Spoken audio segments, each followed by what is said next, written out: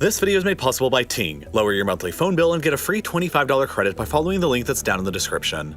If you've been paying any attention to the international news recently, you may have noticed a lot of stuff going on in Belarus, a small, post-Soviet landlocked country in Eastern Europe with just a tad more than 9 million people. While Belarus borders 5 countries, including Russia and Ukraine, it's their borders with the European Union, and particularly with Poland and Lithuania, that have been receiving the most press lately. Over the past couple of months, around 4,000 refugees from areas like Syria, Iraq, and Yemen have found themselves trapped on a narrow strip of land on the frontier between Belarus and Poland, causing both a humanitarian catastrophe and a political nightmare for the European Union. Many of the few thousand refugees are migrants trying to cross from Belarus into Poland, and then into the broader European Union from there. But Poland's current government under the Law and Justice Party gained power back in 2015 on an expressly anti-immigration stance for both their own nation and the EU at large. In 2015 alone, more than 1.3 million refugees entered Europe requesting asylum, the highest number on the continent seen since the Second World War, and in response, promising to halt them became one of the backbones to the Law and Justice Party's campaign message. But Poland has mostly always been located far away on the periphery of the greater European migrant crisis. Historically, over the past decade, most migrants have entered the continent through Greece or Italy, and few of them ventured up towards Poland, with most preferring to travel to wealthier and more welcoming states like Germany, France, the UK, or Sweden. For the sake of comparison, less than 300 Syrians had applied for refugee status in Poland per year before 2021, while next door Germany is home to nearly 600,000 refugees from Syria. So Poland has pretty much always been capable of keeping their more hardline stance of avoiding taking in refugees, without the rest of the world really caring or even noticing until right now on their border with Belarus. And all of it is because of a single man, Alexander Lukashenko. Lukashenko is the current leader and disputed president of Belarus, who's one of the most fascinatingly bizarre leaders of the 21st century. He has ruled Belarus with an iron fist for more than 25 years now. He's often been described as Europe's final great dictator. Belarus has the lowest press freedoms in Europe, and is the final European state that retains the death penalty and carries out executions. The Wikipedia page for human rights abuses in Belarus is literally dozens of pages long, with far too many controversies to mention here. But over all those nearly 3 decades of authoritarian rule, it was Lukashenko's poor response to the coronavirus pandemic that earned him the most recent scorn. He initially claimed that the virus didn't even exist, and refused to enact any measures within Belarus for public safety. On top of that, he even told Belarusian citizens to just drink vodka and visit the sauna twice a week to ward off the virus. More than 5,000 Belarusians have since died from COVID, while a little more than a quarter of the population is presently fully vaccinated. And it should be noted that Lukashenko wasn't exactly very well beloved by all of the citizens of Belarus before this. Within his first year of office, he dissolved the Belarusian parliament and stacked it with his own loyal party members instead. His political opponents are often arrested and jailed or simply go missing. Criticism of him is illegal and has often been met both with torture and imprisonment. And for years, it was illegal to photograph him from the rear, due to his embarrassment over his thinning hair, and never a good look for a head of state. Lukashenko is also the wealthiest person in the country, with his own personal net worth estimated to be anywhere between $9 and $30 billion. And on top of all of that, he is well known for his frequent homophobic, misogynistic, and anti-Semitic remarks. Needless to say, his popularity within the country has been waning in recent years, which brings us up to the 2020 presidential election in Belarus. Lukashenko's poor response to the pandemic, along with the newest generation of young voters feeling frustrated by only ever having had a single president their entire lives, as well as a variety of other issues, led to a push for very strong opposition. Lukashenko's primary electoral challenger arose in the form of this man, Sergei Tikhanovsky, but shortly after announcing that he was running, he was arrested and temporarily thrown into jail. Then, due to his incarceration, Tikhanovsky could no longer fill out the proper paperwork to make his candidacy legal, which was likely the entire point behind his arrest. So, instead, his wife, Svetlana Tikhanovskaya, announced that she was running for president and filled out the paperwork for herself. She formed a coalition from several opposing parties and created a new unified popular front against the dictator's campaign. But then, when election day finally came around, polling stations across the country were dramatically reduced in number, including stations in Belarusian embassies across the world. The official stated reason from the government was due to public safety concerns over the coronavirus pandemic.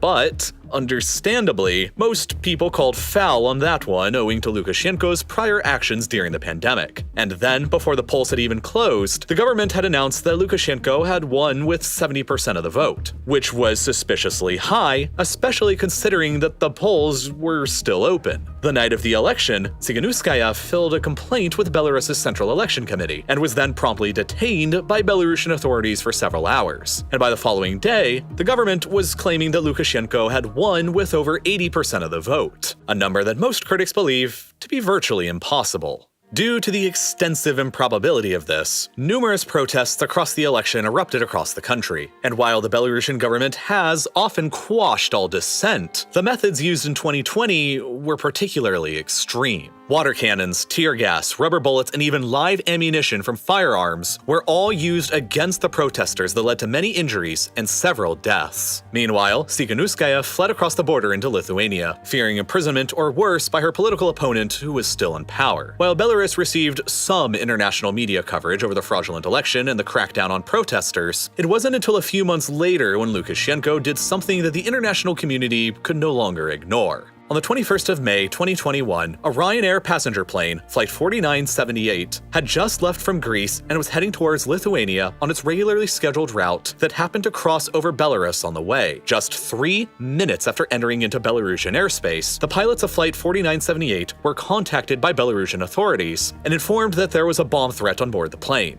They were instructed to immediately divert the flight to Minsk International Airport via escort by a Belarusian fighter jet. Once the plane landed, Belarusian authorities boarded the plane and arrested 2 passengers on board: Roman Petrosvech, a Belarusian citizen, and his girlfriend Sofia Sapiega, a Russian citizen. No bomb was ever found and minimal evidence was ever shown to the public. Petrosvech is a Belarusian journalist well known for being highly critical of the Lukashenko regime, and after his arrest, was charged with, quote, mass unrest, while his girlfriend was held for 2 months without any charges, until finally being accused of releasing personal information about Belarusian officials on the internet. As of December 2021, they are both still imprisoned by the Belarusian regime. To effectively authorize a state-sponsored hijacking of an international airline like this in order to kidnap a journalist and his girlfriend who were on board absolutely shocked the rest of the world, and was widely condemned by both the EU and NATO. The EU threatened sanctions that would ban all EU flights crossing over Belarus and ban all Belarusian airlines from entering any EU airspace, which drastically changed the flight paths of multiple airlines. The EU further demanded the release of the more than 500 political prisoners within the country, including Roman Petrosvech. And then, in response to all of that, Lukashenko said that if Belarus were to be sanctioned, he would, quote, flood the EU with migrants and drugs. Undeterred, the EU went ahead and imposed the sanctions anyway. Meanwhile, 5,000 miles away at the Olympic Games in Tokyo, Kristina Simonouskaya, a Belarusian Olympic sprinter, recorded an Instagram story criticizing her coaching team.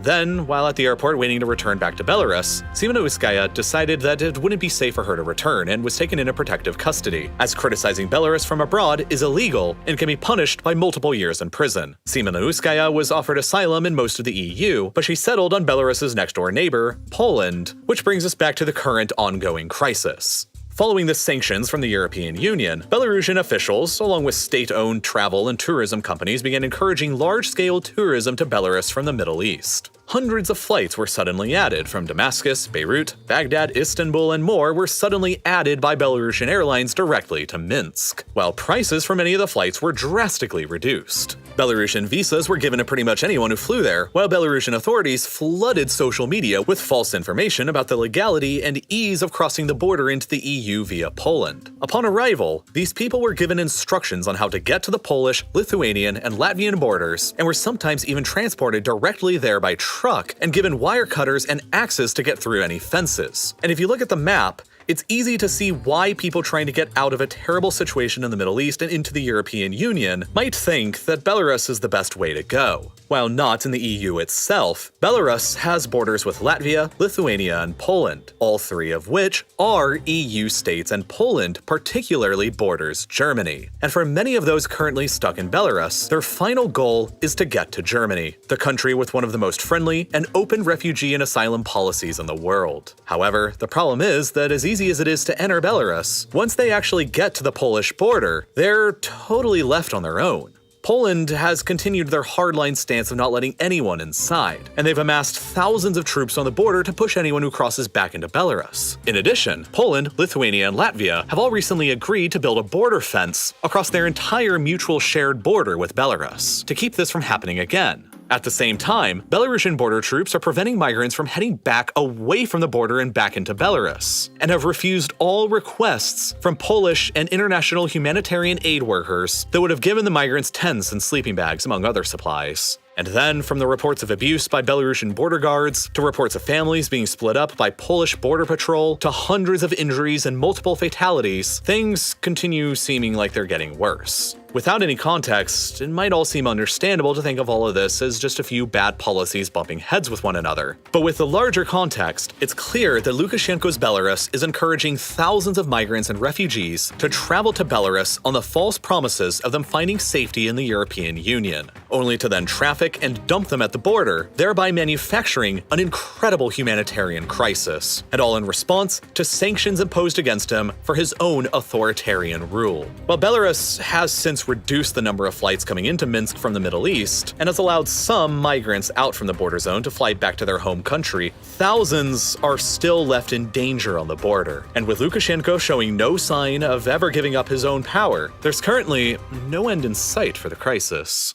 But there probably is an end in sight to how much you're probably overpaying for your current cell phone plan, and Ting is here to help. I actually personally switched over to Ting myself a few months ago, and why? Well, because of this. Yep, that's actually a real phone bill that I received from my old carrier right before I made my switch earlier this year. But Ting Mobile has 3 different plans to choose from to make sure that that never happens again. Unlimited talk and text starts at just $10, and then data is $5 a gigabyte, or you can get their unlimited plan for just $45. They've also got other plans with 5 or 12 gigabytes of data, but regardless, the point is that you can get the same service you have right now with the same phone number you have right now for much less money. So if you've ever got a bill like mine, your service probably won't change. It's really pretty much a no-brainer. But what should really seal the deal is that when you click the button that's on your screen right now, or follow the link that's down below in the description, you'll get a completely free $25 credit, enough for an entire month of service on some of their plans. And signing up there also really helps to support RealLifeLore at the same time. And as always, thank you so much for watching.